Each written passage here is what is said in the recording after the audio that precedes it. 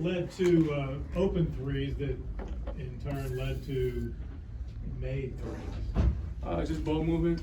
We talked about it pregame, like we're gonna move the ball like side to side more instead of just like passing it on one side, like move side to side because they're really sitting gaps a lot in like to help on the drives and stuff like that.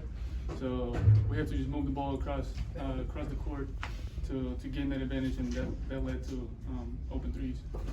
Guys, put the difference between the first half and the second half into words for us.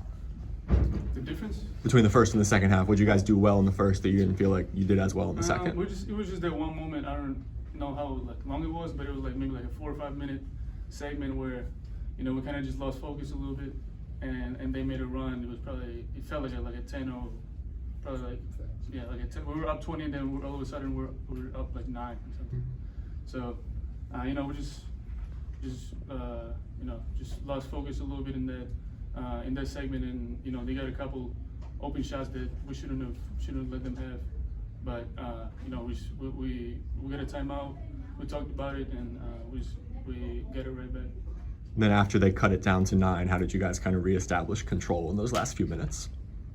Just knowing that we're still, we don't have to panic or anything. Like we're still up 9. We're just gonna control what we can control. The effort plays, the effort on defense, the focus. We're gonna minimize the breakdowns and then just take the smart shots on offense instead of just forcing something. And when you were down 9 or up 9 at one point, and Coach Odom calls that timeout, what was he saying in that huddle? It was all the stuff that we can control. Like Max said, we kind of just got lackadaisical. Like a lot of turnovers, especially. And then one thing we like is when we get stops, we can play in transition and use our speed and athleticism. So a combination of not working for the easy shot like we did a lot more in the first half, and then turning the ball over. Max, it seemed like your free throws after the technical foul were sort of a turning point. Take us through that moment in the review, and then as you were heading in the line to get those 2 shots. I don't even know what he said, but all I know is that I turned around and the ref called the tag. So I just had to knock those 2 free throws down. Obviously tags are big momentum swingers. So that kind of just settled everything down, and we were up double digits again, and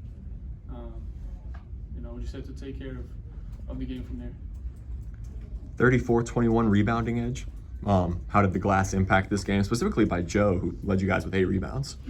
Oh, that's huge for us. That's part of our identity as well.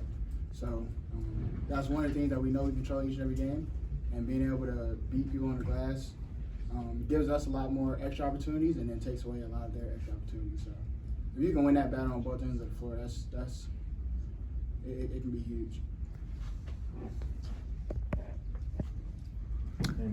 So guys? How about the development of Luke's offensive game? He had a couple really nice buckets in the post. Do you guys see him growing on that end of the floor? Yeah, 100%. I mean, we see it in practice every day. And he's he's been doing tremendous for a freshman. So just seeing him grow, not even just game to game, but in practice each and every day, and his decision making and the little shots around the rim is huge. And he's also super athletic. So I'm sure sooner than later, a lot of those will turn into some really athletic plays. Anything else for the guys?